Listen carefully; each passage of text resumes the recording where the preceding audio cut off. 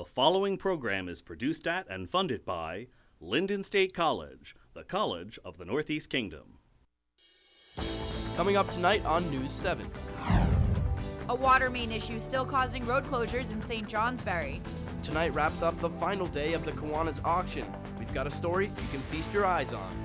Find out what local organization has been helping the community for 13 years now. News 7 starts right now. Live from the Vermont Center for Community Journalism, this is News 7 at 5:30. A water main break has closed Federal Street in St. Johnsbury. Good evening, I'm Kelly O'Brien. And I'm Kevin Kelleher. The St. Johnsbury Department of Public Works as well as C&C Bunnell Excavating is working to repair the water main. In order to make these repairs, the department needs to install a valve near the intersection of Federal and Pearl Street. The road will be closed until Friday afternoon. Motorists are encouraged to seek alternative routes around this area until the problem is fixed. The town of St. Johnsbury is also asking residents to keep their faucets dripping to prevent pipes from freezing. And also this time of year where the frost is coming out of the ground, keep your water services open or just let a little bit of water flowing so that your water service doesn't freeze up. I think that's about the best. That's what the town's been asking to do, and make sure everybody does that so you don't have frozen water lines. This is not currently affecting any local businesses or homes near the area. The Vermont legislature has decided to drop a bill that would have prohibited fishing and swimming in bodies of water that serve as municipal water sources. Bill H-33 was proposed to authorize municipalities to regulate their surface water use of public waters used to be as drinking water supplies. The bill has been opposed by state environmental protection and fish and wildlife groups. Although the bill seems to have been cut, there is a chance to amend it later on. The St. Johnsbury Planning Commission met to discuss updates and the renewal of the designated downtown. The designated downtown committee is a group in charge of keeping that area of St. Johnsbury running smoothly. Every 5 years, their contract is up for reconsideration. Over the last 5 years, they oversaw reconstruction and expansion of several businesses and created a significant number of jobs. Chair Susan Cherry and the rest of the board reviewed the responsibilities of the committee at their meeting last night.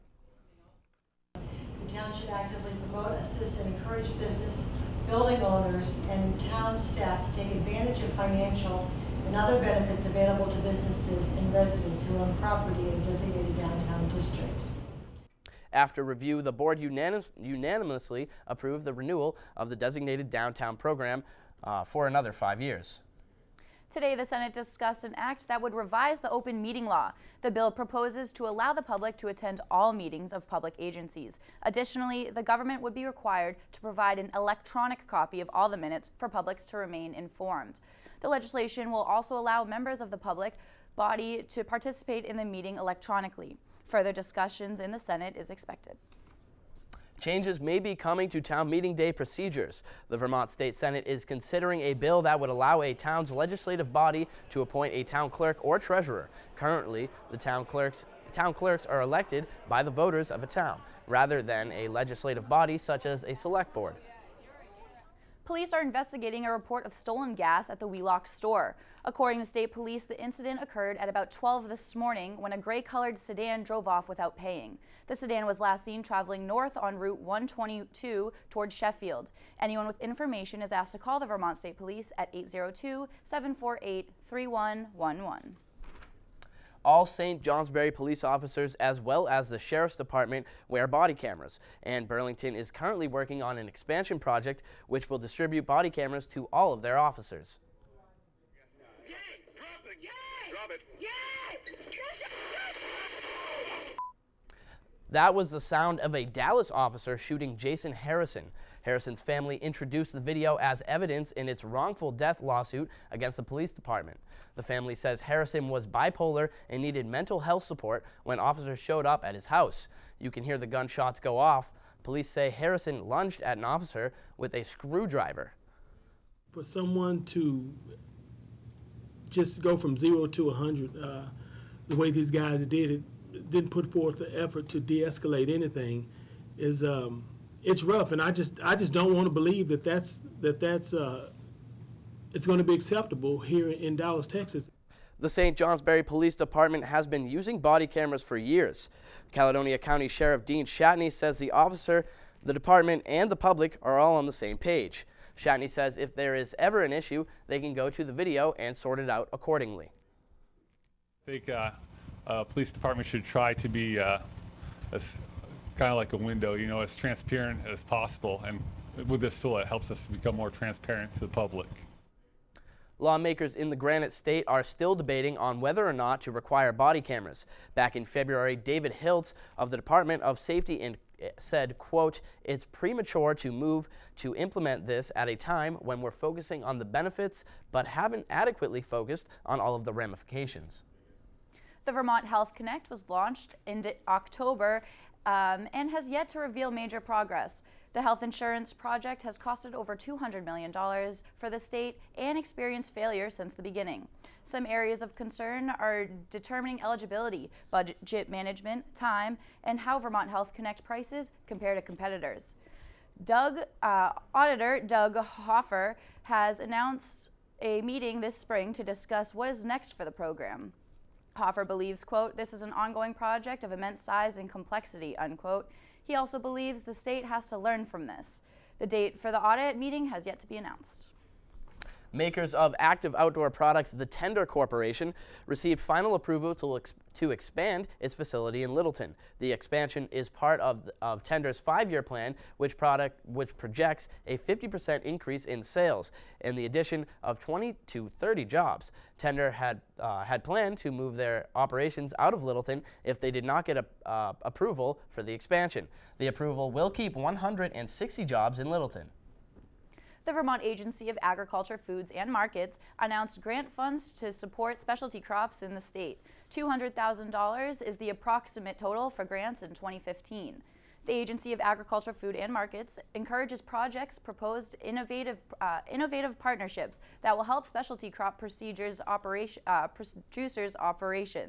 Some of their goals in the year include informing farmers of economic impact across Vermont's working landscape, environmental stewardships, as well as farm visibility and profitability. Applicants for these grants must submit a letter of intent by April 3rd. And today, Bernie Sanders criticized a bill that would take away the state's power to protect consumers on hazardous chemicals. Sanders says there's a new legislation that would undercut future state regulations and that the hands of the states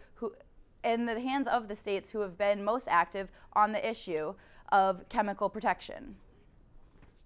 The real issue is, given the fact that we have tens of thousands of chemicals, of which many of them we know very little about, we don't know how they interact with each other. We don't know how they impact vulnerable populations like kids or people who have ill. It seems to me that we have the obligation to pass legislation which, in fact, protects the people of this country, especially our children. The kid-friendly food franchise Kraft recently announced a recall of their macaroni and cheese products. This voluntary recall includes just around 6.5 million boxes, which could have contained small pieces of metal in the packaging. Boxes that qualify for recall include a use-by date of September 18th, and Kraft says if you return a box that qualifies for the recall, your money will be refunded. Well, the third and final day of the 65th annual Kiwanis auction is upon us. This is the final night of the auction to raise money to help benefit the swimming pool in St. Johnsbury. That's where we find News 7's Nick Oresco, who is at the Father Lively Center in St. Johnsbury, to tell us more. Nick? Good evening, Kevin. Now, so far, they have not reached their ultimate goal of $30,000, but it is still early. Now, one thing that you may not have thought of during the auction is the food that's being served for all of the volunteers. And that's right, the food. I took a closer look at why the food is so important during this auction. Well, yesterday, that's all I did, was cook in the kitchen. That's Denise Stewart, one of the volunteer cooks for the Kiwanis auction. She plays a huge role when it comes to putting the food on the tables. And if you've ever been a volunteer at the auction, you have seen that table line of food. So you just plan a menu and you know, we're having meatball subs tonight and pasta salad. Now on average, Denise prepares food for about 30 people. However, year after year, there are less and less volunteers, meaning that less food needs to be made. We used to have so many people that it was more of a job, but now we have fewer people because it doesn't take as many people to run the auction. We've only got 1 minute left. But why is it so important to prepare food for these volunteers? Because they're here at dinner time, for one. I mean, we can't expect them to come and work for and with us without feeding them. It keeps our energy up, and food is a really good place for people to network and talk, and food's a medium for communication. And communication is key when you need to work with the public, especially when it's for a good cause like raising money for the Kiwanis swimming pool. And well, it helps when you have a cook who knows what people like to eat. And so she, like the pulled pork, and then the meatballs from last night. I mean, she knows what people like, so she makes sure that that's in the food plan. And as I speak right now, they are currently serving the food for the auction that will begin in less than 30 minutes. Live from St. Johnsbury, I'm Nick Oresco. Let's send it back to Kevin in the studio. Thanks for that, Nick. And now AJ Waterman joins us with a first look at our forecast. AJ, I found myself just running out to my car both last night and this morning. Is this something that's going to be continued? Well, yeah, it's been very cold last 24 hours. It's going to be cold over the next few days, but a bright side, spring is just around the corner. This Friday is the first start of spring. Although we won't be warm for spring, on average, April is about 56 degrees and May about 67. So certainly warmer air is on the way, even though for the start of spring, it's not going to feel all that warm. Wind gusts outside today, we're very blustery outside. You can see winds around 32 miles per hour in Lyndonville, about 58 over on Mount Washington. So wind gusts were impressive today, and current temperatures showing that we were in the teens as well. So winds and cold temperatures make way for a very, very cold day, and we were real cold today. And weather headlines over the next couple of days. Tomorrow we're going to be cold. High temperatures be only in the low to mid 20s, but warmer on Friday with winds flipping around to the south, and we'll be seeing some clouds come in later on the day. Friday, all out ahead of our next storm system, Friday into Saturday with some snow possible, and of all the details coming up in just a bit. Thanks, AJ. And coming up, we've got the latest on a ban of teacher strikes across the state. And sticking with education, Kelly, Linden State College has made some layoffs. But what's the reasoning behind it?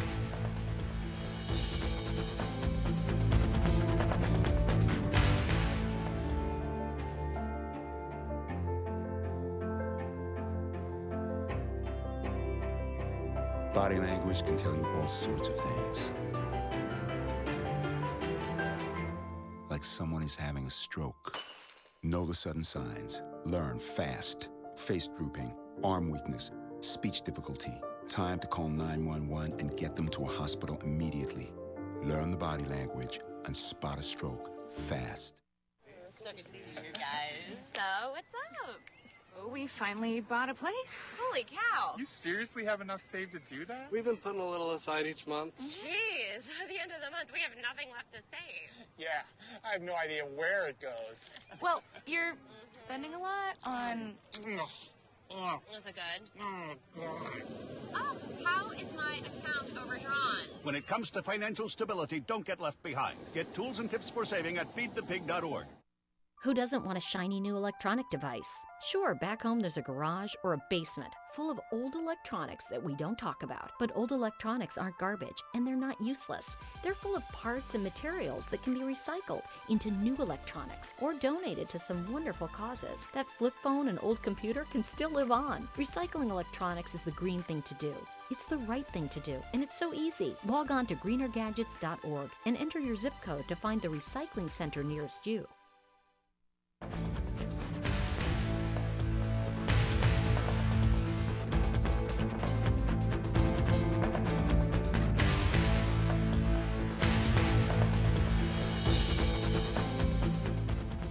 The Vermont House Education Committee has given approval to a bill that would prohibit public schools from striking. The new law would resemble similar laws that are already on the books in Massachusetts and New Hampshire.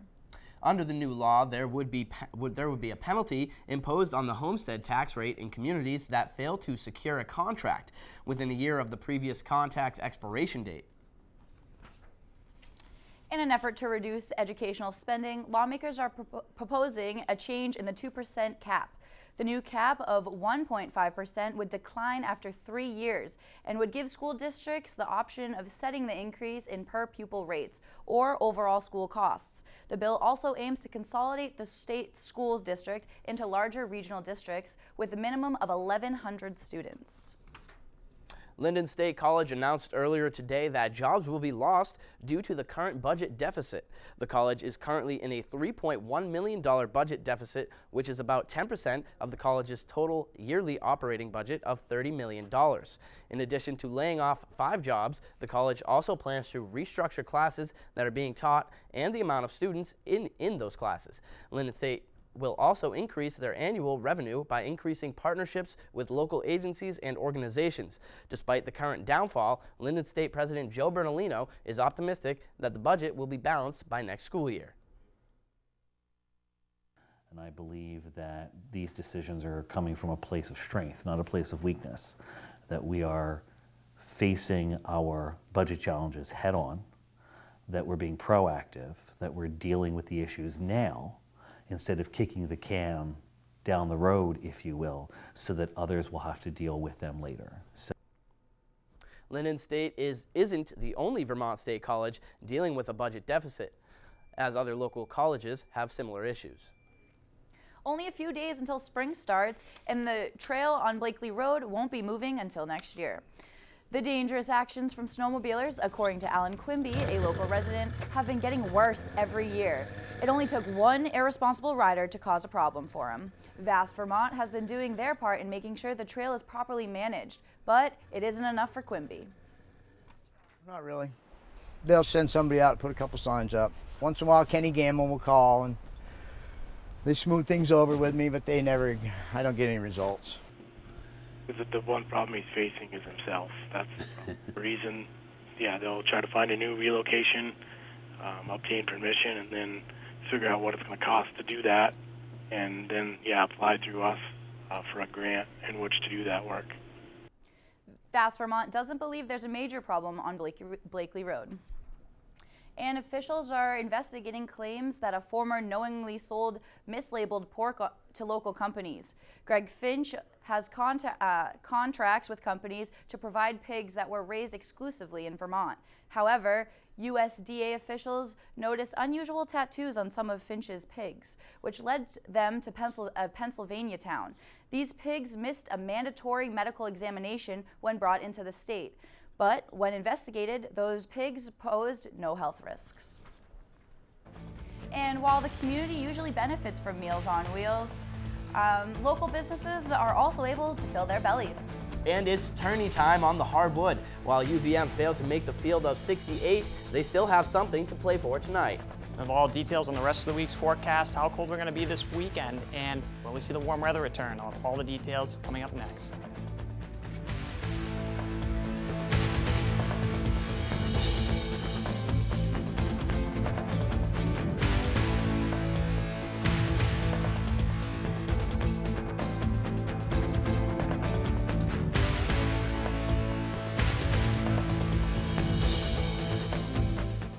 Listen to me.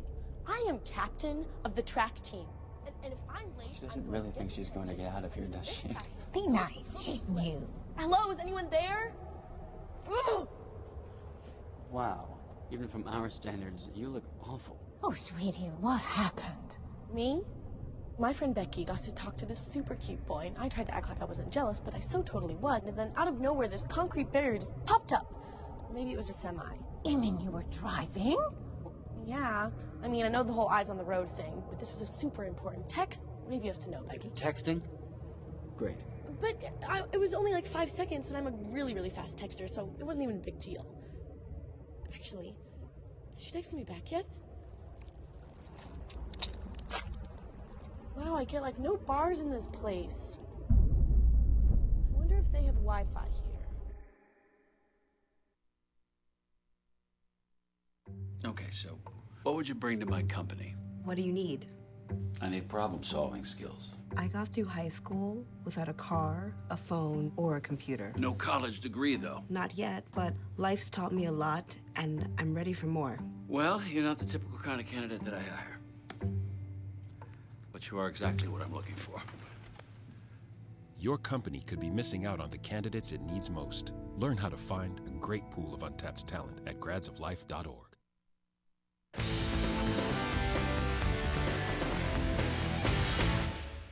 And welcome back. It was a very cold and windy night last night, but we were able to see, once again, we saw it back in October. We're seeing it again last night, the northern lights from Burke Mountain. This picture was taken on top of Burke, well, right to the side of it, and you can see that was green and also some red colors from the northern lights. And then another photo taken by photographer Tom Weineck, and you can see that there was green and then red once again. Then looking towards the north and the west, this is all looking towards Montreal. Yet again, green and red, beautiful pictures last night.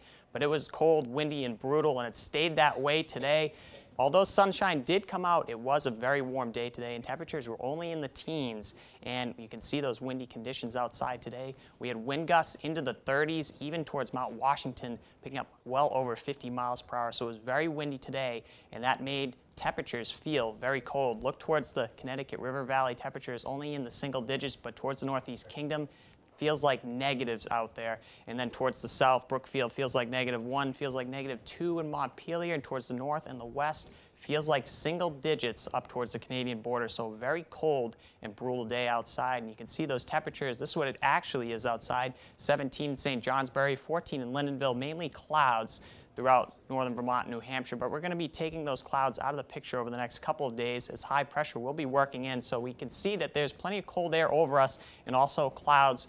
But towards the west is higher pressure sitting to the west, and that's going to be in the forecast over the next couple of days as cold air continues to stay in place, but that high pressure will be slowly moving into the region. So sunny tomorrow and sunny for the most part on Friday before clouds approach us later on Friday afternoon, and the storm system that continues to move towards our south approaches us. We're just going to see clouds from this, but southern New England will likely see snow from this, but we'll also see possibly an Alberta Clipper Saturday night, arriving right around 8 o'clock through northern Vermont, New Hampshire, with maybe a few inches of snow, so we'll have to track that as we get there. It could be just like we had 2 nights ago with another Alberta Clipper we had. But overnight tonight, partly cloudy skies, 4 to 8 degrees. Those northwesterly winds will be gusting 15 to 20 miles per hour, so still windy tonight and cold starting tomorrow in the single digits. And then Thursday, sunny and cold still with 25 degrees, and we'll be seeing partly sunny skies. And then Thursday, Northeast Kingdom will be waking up to temperatures in the afternoon, actually in the 20s with partly sunny skies. And then the rest of the week, this is how we're looking. Cold temperatures tomorrow, but warmer on Friday, the first official start to spring. And then as we get into this weekend, temperatures warming up into the upper 30s, but we got to watch that snow Saturday night, and then cold temperatures to start next week, but a warm up late on Wednesday. So that warm weather will be coming, but it's a long way down the road at this point. Wow. I mean, AJ, first of all, next time we're going to see Northern Lights, you got to let us know. I want to get out there and see those. Yeah, it was kind of a freak last night. We got the message, the meteorology kind of field got the message early, and then we saw those Northern Lights really peak last night. It was a real quick event, big storm all at once, but it's really hard to forecast those a long way out. Yeah, now what kind of conditions do you even need to see them? Because I know one time I tried to go see them up on Burke and it wasn't working. Well, last night you could only see with the naked eye white light, but if you have a long exposure camera, you can actually take in some of that light and get colors like that. It was spectacular last night. Wow, that's incredible. Well, thank you, AJ. We really appreciate it. The recipients of 2 of the major state awards have been announced today. There were 5 recipients in the State of Vermont Public Place Honor Award, including places in Burlington, Middlebury, Barrie, and Waterbury. 9 groups were also honored with merit awards, one of which was the Devil's Den Town Forest in Bradford. The jury was impressed with all of the entries and look forward to reviewing the entries for 2016. And the Linden Area Meal Site delivers meals to the community every day. But once a year, they hold an event that delivers meals to businesses. News 7's Julia Rose reports. Today was the 13th year that the Linden Area Meal Site prepared and delivered meals to the community and businesses. All just seeing the people, delivering meals to the homes, the people that need the food, and the people coming here. They're so nice. It's really nice to see people appreciate what we do here. The meal, a turkey dinner, was cooked all morning with the help of volunteers and workers from the meal site. The cost was only $5.50, and businesses like Sheer Sensations were still calling in for meals. Rachel Gladue has been working this event for 6 years now and hopes that this will show people that they do have good food and help people out. And this year seems to be a very prosperous year. It seems like we've got more this year than we had last year, and which is wonderful. So we'll probably have close to 500 today. In junction with the normal deliveries, the meal site delivered to local businesses as well. Linden Furniture Store was just one of the businesses that called in for meals, 66 to be exact. I've actually known about the meal site for probably, 8 years. And we've been using them for a couple of years now just to support them a little bit. Great local area. By the end of the day, over 320 meals will have been delivered to the community. Reporting for the Vermont Center for Community Journalism, I'm Julia Rose, outside the Linden area meal site. And some of the other businesses that were included in the meal deliveries were White's Market, the St. Johnsbury McDonald's, Rural Edge, and the Linden Town Clerk's Office. And today marks the 10-year anniversary for when the University of Vermont upset Seed 4 Syracuse. While neither UVM or Syracuse are in the big dance this year, the Catamounts are playing in the CBI tournament and take on Hofstra tonight. We'll show you how they fare.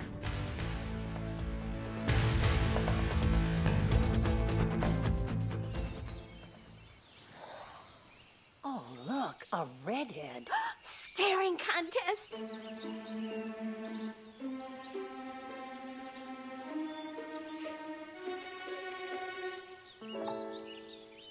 You still got it. I know. Come alive with the forest. The dad was cute. You were looking right at us. Visit discovertheforest.org to find a forest near you. And we're out. You got plans? You bet.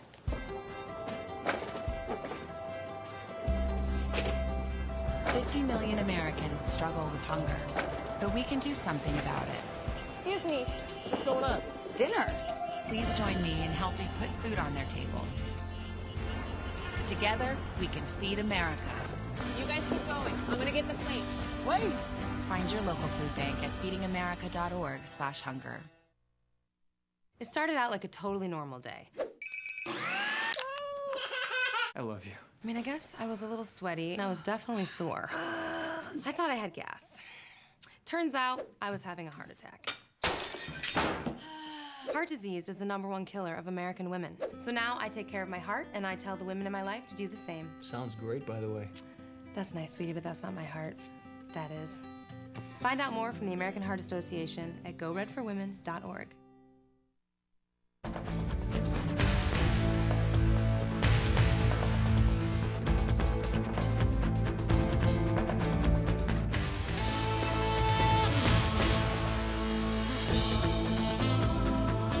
March Madness kicked off last night in the pool of 68 teams, but the University of Vermont Catamounts found themselves in another bracket.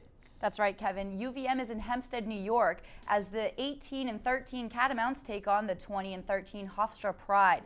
The Catamounts' last game ended in a loss to Stony Brook in the American East Tournament, and this has been a season of ups and downs.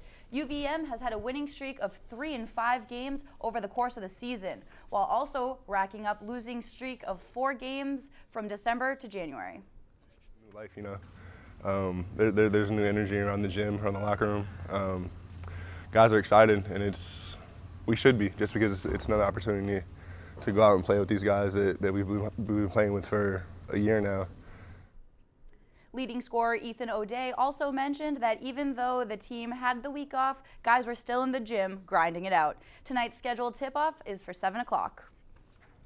And now AJ Waterman joins us for a final look at our weather forecast. AJ, what do you got for us? Yeah, I want to show you tomorrow morning we're going to be waking up to temperatures in the single digits and then only warming up into the teens by around noon time. Those winds will be dying down tomorrow, and we will see sun for the most part tomorrow morning. And then the rest of the week, this weekend, we got another storm to watch. Light in nature, only a couple of inches, but as we head into next week, temperatures will be on the warming trend. Cold to start Sunday into Monday, but then by Wednesday, we'll be warming up into the 40s. So nicer weather is down the road. Awesome. Cool. Well, thanks, AJ. That's all we have for this edition of News 7 at 5:30. I'm Kelly O'Brien. And I'm Kevin Kelleher. Be sure to check us out anytime online at news7newslink.net. I'm AJ Waterman from all of us here at the Vermont Center for Community Journalism. Have a great evening.